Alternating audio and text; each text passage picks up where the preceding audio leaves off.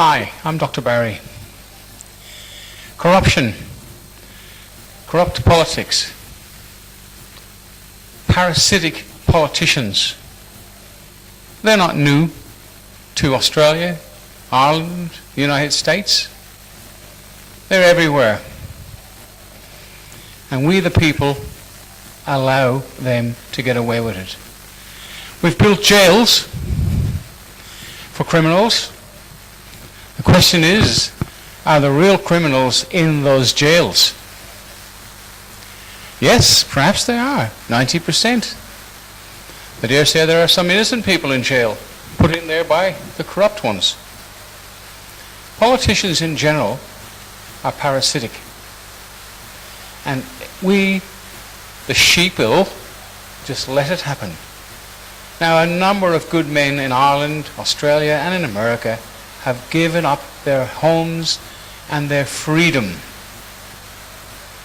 to rid these ratbags of their powers. Here in Australia, we've been turned into a republic. Hence, we're citizens. Citizens are of a republic. We are sovereigns. Now, I'm not a fan of the royal family. I don't know them. But when the Queen Elizabeth II was removed in the Act of 1986, Whitlam, Gough Whitlam, Bob Hawke, Malcolm Fraser, these people turned our lives upside down. Keating, and we've allowed them to do it.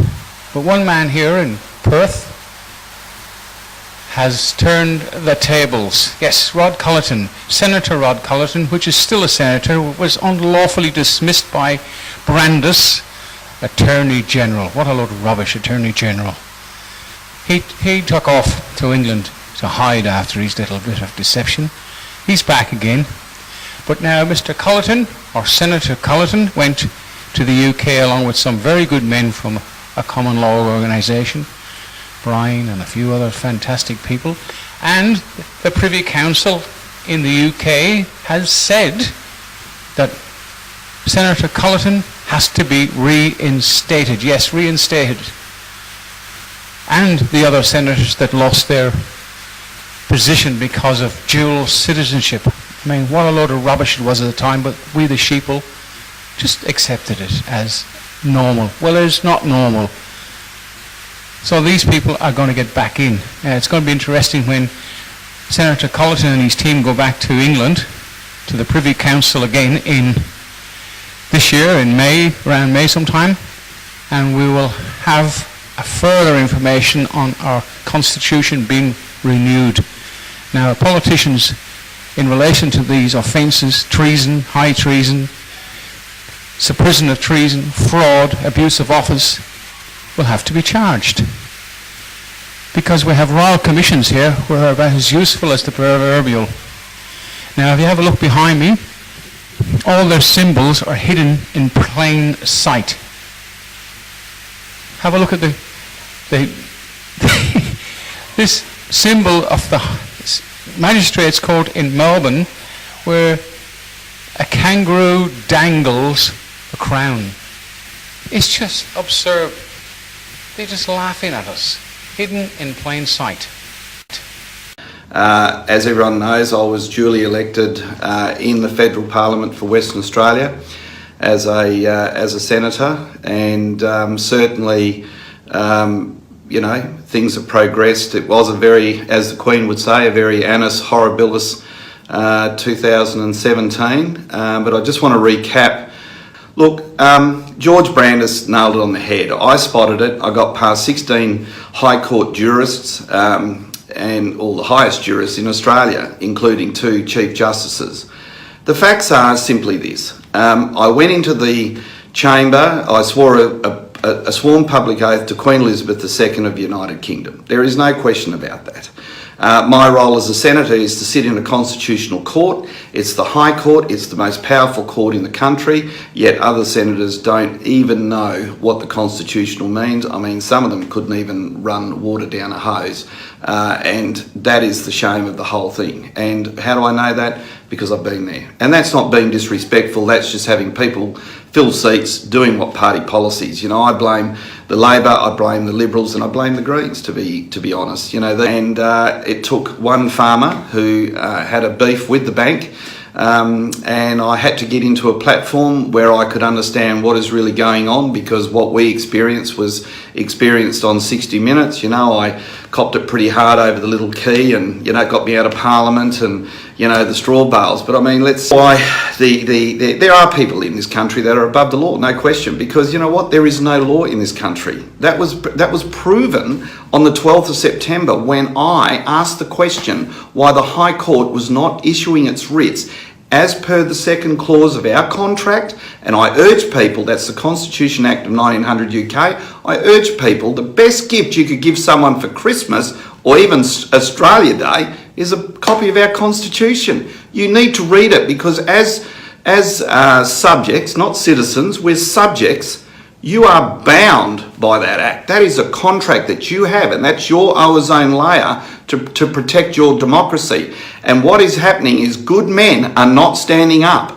You need to get up. Don't live your life on your knees, prepared to take it standing up, like our soldiers did. They didn't live their life on their knees. They stood on their feet and they took their lives for what we're living now. And we are sitting back and allowing an Australian government, who's that?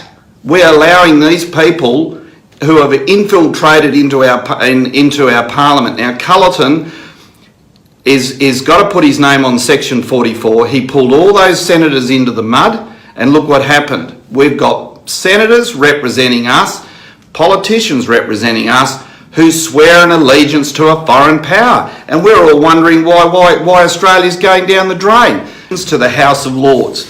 We've also broken the record in doing something that hadn't been done for 85 years, and we've filed criminal prosecutions against the CEO of the banks in a local court, having the local court admit that it'll sit under the Crown of the Commonwealth Constitution Act 1900 UK, to where we can go into equity and we can actually get a shot at get a clear hit at these bankers. So they're not above the law. So the point is that, getting back, just reiterating what happened on the 12th of September in the chamber, I asked a question why the High Court wasn't issuing its writs in the name of Queen Elizabeth II of the United Kingdom. There is only one Queen.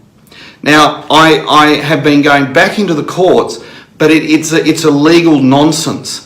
Okay, you cannot go back to a public court and ask for them to put you back in the Senate, because they don't have the jurisdiction, because they have been proclamated under Queen of Australia.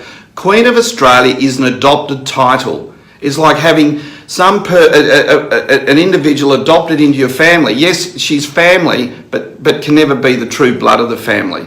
And that's exactly what Australia have done. They've created this fictitious Queen of Australia. No one knows who she is. I often think it's just a kangaroo with its head caught between the ring lock and a bit of barbed wire wrapped around its ear. I don't know who Queen of Australia is. Queen of England, Elizabeth II, yes I do. United Kingdom, I swore an oath to her. So that's now given us jurisdiction to go to the United Kingdom. So not only is my plight to get back in the Senate's gone to the United Kingdom, the Australian criminal prosecution will also be filed in one of the highest courts in England as well.